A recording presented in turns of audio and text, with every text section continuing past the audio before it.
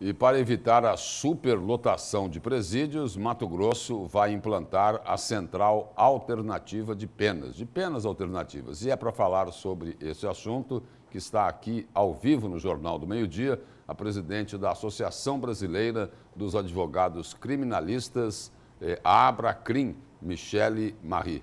Boa tarde, presidente. Boa tarde, Lúcio. Boa tarde a todos que acompanham aí o Jornal do Meio-Dia na Record. Presidente, o que é essa central de penas alternativas? Como é que ela vai funcionar? Essa central de penas alternativas, né, pelo que foi divulgado, ela ainda vai ser implementada, vão ser feitos estudos para a implementação, mas é uma das melhores notícias que o Estado já deu em relação ao combate a realização do desencarceramento, né, que ocorre aí através da superlotação dos presídios.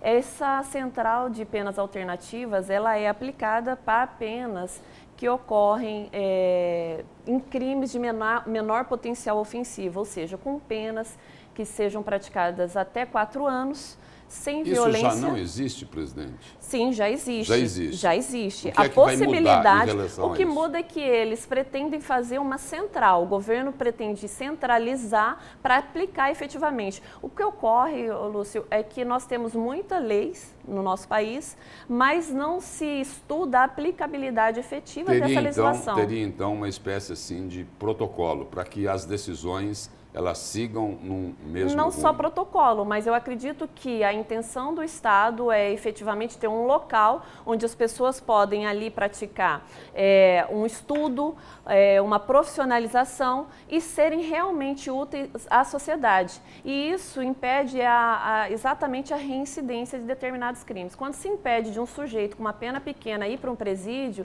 nós estamos retirando a possibilidade dele ser reincidente. Claro que ele deve ser útil à sociedade. Então, oportunizando um local que ele pode realmente ser útil, ter um trabalho, ter um estudo, ter uma profissionalização, isso é ideal para o desencarceramento. Agora, o que se questiona nesse caso aí da Central de Penas Alternativas é se, a senhora colocou aí, da possibilidade de recuperação dessas pessoas que infringiram a lei. Agora, o que se pergunta é o seguinte, o poder público tem estrutura para isso? O que nós esperamos é que o poder público, ele efetivamente pratique o que lhe é obrigado. Ele tem as suas obrigações e já passou da hora dele fazer efetivamente o que lhe é obrigado. Essa central, ela vem exatamente para realizar medidas que a própria legislação prevê. E sim, ele tem condições para isso. Porque a pena alternativa, ela ajuda a resolver um problema do governo, não é? Diminuir a superlotação dos presídios, mas tem um outro lado nessa história, não é? Quando nós falamos em crime, em criminologia, em situações, todas as esferas são afetadas. A sociedade, o governo, né, através do Estado, porque o Estado é que detém o único poder, que é o poder punitivo. Apenas quem pode punir é o Estado. Só que o Estado também é responsável, em tese, a impedir que essas pessoas escolham praticar atos ilícitos. O problema no nosso país é que se preocupa muito com o fato criminoso e não se preocupa com a prevenção. Essa forma da central de penas alternativas, embora ela seja aplicada somente a aplicação de uma pena, ou seja, depois do trânsito em julgado, né, da sentença ali que o sujeito vai estar sendo condenado, de certa forma ele também age na prevenção, porque evita a reincidência que é muito alta, infelizmente, no nosso país. E um outro problema é colocar esse cidadão aí que cometeu um crime aí, como a senhora colocou, de menor poder potencial ofensivo. Menor Sim. potencial ofensivo lá dentro do presídio, né? Que como não tem recuperação, né? Na universidade do crime. Realmente, ingressar num presídio hoje é muito arriscado. É arriscado para o Estado, é arriscado para a sociedade. Nós sabemos que existem crimes e existem facções dentro do presídio. E essas facções, elas realmente formam o exército delas. Então, quando se evita que uma pessoa que praticou um ilícito de menor potencial ofensivo e não serem captadas por essas facções, é louvável essa iniciativa. E essa associação, além dessa central de penas alternativas, ela pode também atuar para que o poder público não apenas tenha lá os presidiários dentro das penitenciárias e que eles também possam, de alguma forma, produzir? O ideal é isso. O ideal é que essa central ela faça já, por exemplo, trabalhos que é feito no Centro de Ressocialização da capital. Hoje, no Centro de Ressocialização, nós temos oficinas excelentes, desde costura, marcenaria,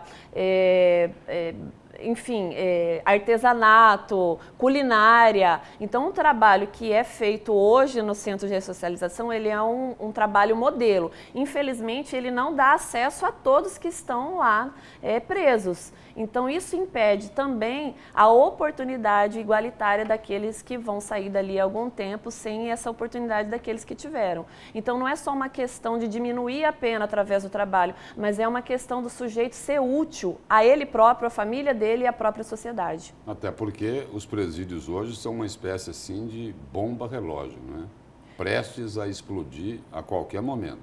Exatamente. Na verdade, os presídios, eles têm sido, de alguma forma, no geral, mal administrados, com prática de torturas, de desrespeito ao ser humano.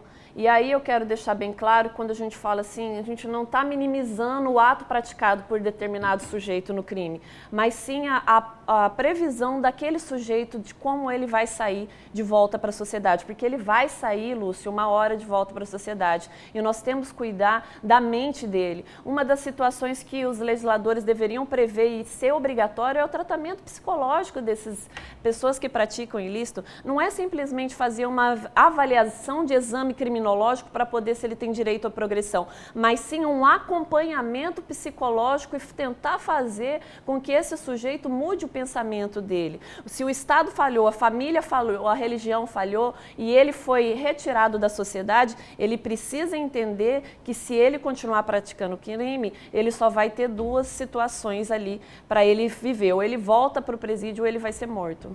E o que a senhora cobra aí não acontece hoje. Não acontece. Infelizmente, esse acompanhamento não acontece. Porque a grande maioria sai de lá sem condições de voltar ao convívio com a sociedade. Sem condições emocionais, sem condições financeiras, sem condições qualquer de estar podendo ter uma profissão, porque normalmente muitas pessoas entram muito novas.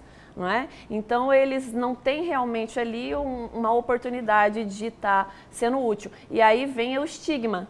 O sujeito ele sai com o estigma de presidiário e para ele conseguir uma oportunidade de trabalho já é bem maior do que aquele que já está aqui tentando correr atrás, já não está fácil hoje arrumar um trabalho digno e aí quem sai com esse estigma tem muito menos oportunidade. Então vira uma bola de neve, é uma roda que não para de girar nunca e nós não conseguimos achar efetivas soluções enquanto não houver prevenção e um tratamento adequado. E aqui fora o que a gente sempre ouve é que o presidiário ele só tem mais ou melhores chances no presídio, lá dentro do presídio, se ele estiver sob a proteção das facções criminosas. Com certeza, as facções criminosas rodam dinheiro, eles rodam a proteção familiar e aí é exatamente isso que ocorre, é um aumento da criminalidade. Quando se fala em encarceramento, nós temos que pensar no risco que isso nos traz e só aumenta realmente a criminalidade. Quanto maior o encarceramento, maior a criminalidade. Presidente, obrigado pela presença e pelas informações aqui no Jornal do Meio-Dia. Obrigada.